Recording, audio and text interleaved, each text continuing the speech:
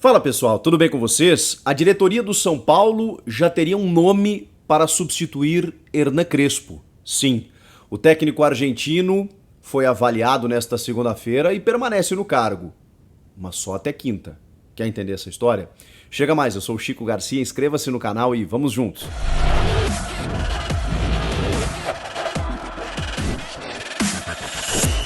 Bom, começou a semana, eu já recebi uma informação que eu já vou dividir com vocês, mas antes eu queria pedir encarecidamente que você se inscreva no canal.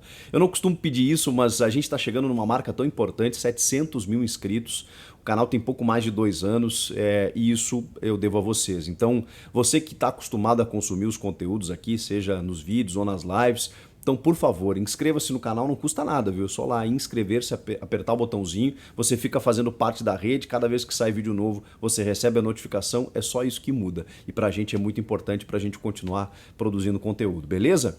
Bom, rapaziada, sobre o São Paulo Futebol Clube, a segunda-feira começou tensa com a diretoria do São Paulo, toda a cúpula, né? E o que é a cúpula do São Paulo? Parece que é algo inanimado, né? Quando a gente fala assim, a cúpula São Paulina. Bom, ela é composta pelo presidente, obviamente, Júlio Casares, e os seus pares que comandam o futebol. Um clube ele é gerido de várias áreas e, obviamente, o futebol sustenta o quadro social, sustenta todas as outras áreas do clube.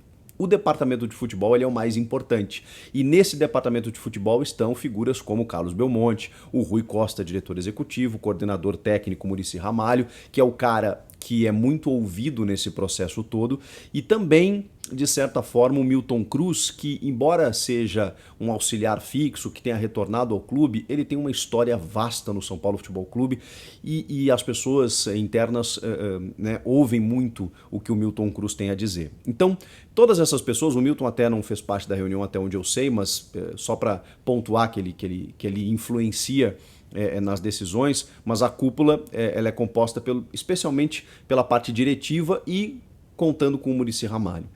Todo mundo avaliou o trabalho do Crespo nesta segunda-feira. E há uma forte pressão, não só externa, na verdade, essa é uma sensação que eu tenho, e vocês me corrijam se eu estiver errado, mas a torcida do São Paulo, no geral, apoia o Crespo. É muito grata pelo título paulista, sabe que não é só dele a responsabilidade, que alguns jogadores estão perdendo gols demais, outros estão entrando muitas vezes sem o devido comprometimento. Houve uma série de circunstâncias que fizeram com que o time chegasse nessa situação e claro que tem a responsabilidade do treinador, mas a torcida do São Paulo me parece que está blindando um pouco mais o Crespo. Não sei. E essa é a dúvida também da diretoria do São Paulo, que não quer se inviabilizar com o torcedor já no seu primeiro ano de gestão. O Júlio Casares ele tem muito essa necessidade de estar bem com a torcida nesse primeiro momento. E é justamente nesta semana que volta o público aos estádios. Bom, então assim, a pressão ela é externa, de certa forma, mas, de novo, acho que a torcida, na sua maioria, apoia o Crespo, mas interna ela é muito forte, mas muito forte, para a queda do Hernan Crespo. O Júlio Casares, que fez postagens recentes, vocês vão lembrar, antes do jogo contra o Fortaleza, dizendo que independentemente do resultado, o Hernan Crespo continuaria o trabalho, aquela coisa toda, ele já esteve mais alinhado com o Crespo. Essa é a informação que eu tenho de bastidor. Ele já esteve mais, ele já foi mais, já teve um apoio mais incondicional. Nesse momento, a situação não é a mesma. Por quê? E eu já falei isso para vocês nesse período, quando o São Paulo estava para cair na Copa do Brasil, será que o Crespo cai, não sei o quê? Eu falei, gente, o que vai derrubar o Crespo, se isso acontecer, é o Campeonato Brasileiro. É muito caro para o São Paulo permanecer na primeira divisão e ostentar o rótulo de nunca ter sido rebaixado.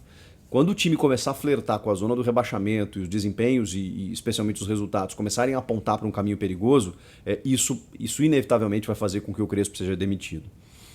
E é por isso, por essas circunstâncias, que o Casares já não está mais tão abraçado assim no Crespo, tá bem?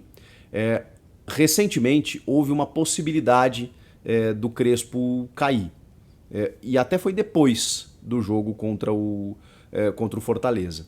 Mas o Muricy Ramalho não quer que isso aconteça nesse momento. O Muricy, até onde eu sei, é uma voz que defende a permanência do Crespo. O Muricy também está incomodado com algumas coisas, mas ele entende que o trabalho precisa seguir. E o Muricy, obviamente, é muito ouvido lá dentro. Então, se o Muricy disser que o Crespo tem que continuar, o Crespo vai continuar. Se o Muricy disser, olha, realmente não tem mais o que ser feito e tudo mais, a pressão está muito forte, aí nem o Muricy, ninguém conseguirá segurar o Hernan Crespo. O que está pegando nesse momento? Não é simplesmente... A gente não pode fazer uma análise simplista de dizer que o time perdeu muitos gols contra a Chapecoense, então quer dizer que criou, então a culpa não é do técnico. Não, o Crespo tem cometido algumas escolhas que a gente pode questionar. Por outro lado também, o time tem adotado uma postura dentro de campo que não recomenda quando o time está nessa situação.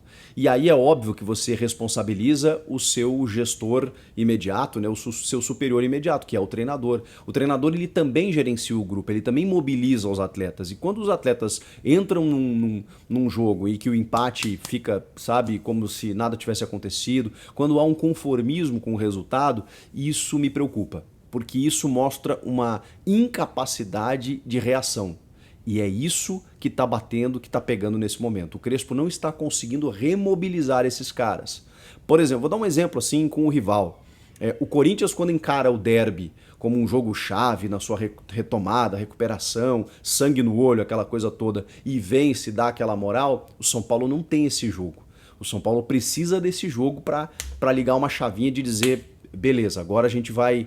Teve aquele jogo com o Grêmio, que saiu um gol no finalzinho contra do Igor Gomes, né, no último minuto, mas depois o time voltou a oscilar, venceu o Atlético Goianiense tomando um sufoco no final. Enfim, os desempenhos eles estão muito assustadores em se tratando do São Paulo. Então, tudo isso está, obviamente, caindo na conta do treinador, embora de alguns jogadores também. Mas as escolhas são do técnico e o poder de mobilização é dele. Nesse momento... houve uma reunião, né, para avaliar a permanência, e as pessoas que queriam a permanência do Crespo, elas conseguiram convencer quem queria a saída dele para que houvesse um termômetro na quinta-feira. O que eu acho um pouco até injusto, de certa forma. Porque você vai analisar o trabalho do técnico pela repercussão que ele vai ter com a torcida na quinta-feira, porque realmente a torcida não teve contato com o Crespo. Depois do título paulista, inclusive, não teve a possibilidade de agradecer ao treinador pelo trabalho feito ou mesmo de criticar por algumas coisas que não deram certo.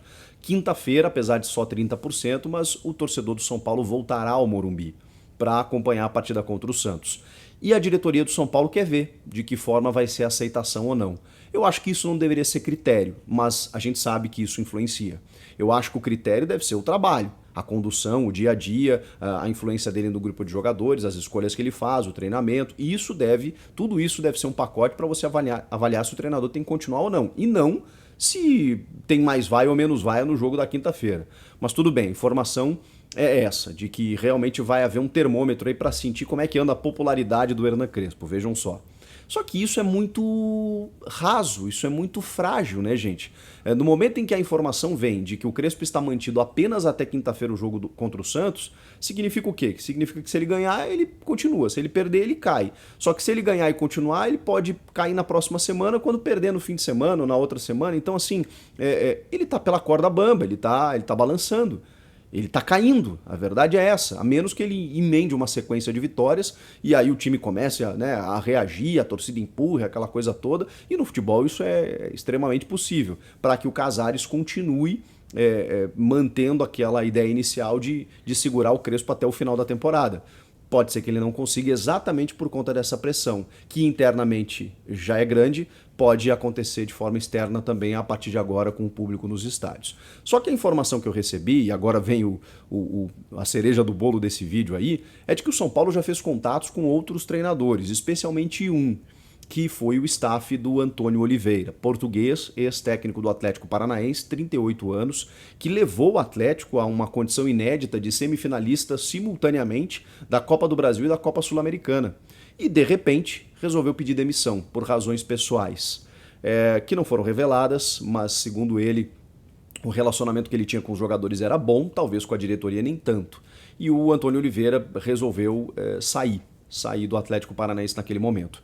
A campanha dele foi muito boa, né? Em todas as competições ele teve um aproveitamento superior a 57%, 58%, na Sul-Americana quase 80%. Ele realmente fez uma campanha muito boa, teve um trabalho muito elogiado, com bons pensamentos, e isso chamou a atenção da diretoria do São Paulo, que pretende seguir a linha de técnicos estrangeiros, de técnicos modernos, mais jovens, arrojados e tal, e o Antônio Oliveira se encaixa em tudo isso. É um cara promissor, que ainda não tem uma história no futebol, mas que realmente veio para o Atlético Paranaense e realizou um bom trabalho, isso dito por todos. Então o Antônio Oliveira estaria no radar, ele seria o preferido. Claro que, nesse momento, a contratação do Crespo ela também foi feita dessa forma, foi com entrevistas, com uma conversa para saber como é que ele pensa o jogo e tal. Acho que o mesmo seria feito com o Antônio Oliveira nesse momento, para tentar entender se ele realmente é o nome ideal. Pode ser até que ele não seja contratado, mas hoje há um interesse, inclusive houve um contato inicial para saber se ele toparia. Por quê? Porque o Antônio Oliveira, quando sai, disse que assumiria um clube apenas a partir de 2022, mas eu também consultei uma fonte que me disse que um convite do São Paulo ele jamais recusaria, ainda mais se viesse agora. Então, na iminência da queda do Crespo, o Antônio Oliveira sim é o principal cotado para assumir o São Paulo. Mas claro que o torcedor vai me perguntar sobre o Rogério Ceni. O Rogério Ceni está livre no mercado também, está desempregado, é desnecessário falar toda a relação que ele tem com o clube, mas tem alguns problemas, assim. O Rogério saiu muito descontente com a diretoria antiga, né, antecessora, que realmente sacaneou, né, o Rogério em alguns aspectos. O Rogério não saiu numa boa, mas é claro que algumas pessoas do clube hoje o Rogério conhece muito bem. Muricy, o próprio Milton Cruz, então facilitaria o processo. Mas, por enquanto, esse nome não está sendo cogitado. É a informação que eu tenho. É possível? Sempre vai ser possível. O Rogério sempre vai ser cotado e especulado no São Paulo. O São Paulo, se ligar para o Rogério nunca vai negar. O Rogério... ninguém vai ir contra o Rogério Ceni no São Paulo. Então, se houver a possibilidade, vai acontecer. Mas, pela informação que eu tive, o São Paulo está indo perifericamente em outros nomes. Para que, sei lá, daqui a pouco, se não conseguir, Rogério, vamos conversar. Vamos ver se a gente consegue aqui recuperar aquele período em que você começou como técnico no São Paulo, não conseguiu, vários jogadores foram vendidos, né? Ele tentou subir atletas para a base, a coisa não funcionou. O Leco vendeu um monte de caras, David Neres, Luiz Araújo, antes dele terminar o Campeonato Paulista, e demitiu ele com pouquíssimo tempo de trabalho. Então, pode ser que haja essa reaproximação. Nesse momento não é a informação que eu tenho. E é claro que o mercado pode se movimentar até isso acontecer, né? Primeiro que o Crespo tem que ser demitido, tá, gente? Para depois outro técnico ser contratado. Só que a diretoria já está se mexendo. E se já está se mexendo, eu imagino que está, digamos, preparada para o que pode acontecer, porque o futebol é muito rápido, né? Se você tem que demitir o Crespo num dia, você já tem que anunciar outro técnico no outro. Então você precisa já pensar nesse nome. Poxa, mas os caras já estão pensando no sucessor sem demitir o cara, claro. Você precisa se armar, se esse é o cara certo, se ele é o cara ideal para suceder o Crespo, porque se a demissão precisar acontecer devido à pressão, você precisa ter um cara para substituí-lo. E nesse momento, o nome é o do Antônio Oliveira. Vamos aguardar os próximos capítulos, né, dessa novela. Quinta-feira tem um bem importante, com a volta do público, um clássico contra o Santos, contra o Fábio Carille, que tá mal das pernas lá também, que precisa de uma reação, e de um cara que sempre soube jogar clássicos estando no Corinthians. Será que ele vai fazer o mesmo estando pelo Santos e complicar a vida do São Paulo? Vamos ter que aguardar. O que vocês acham? Gostaram do nome do Antônio Oliveira? Sugerem outros? O Crespo vai cair realmente? Comenta aqui, inscreva-se no canal e eu volto na próxima. Tchau!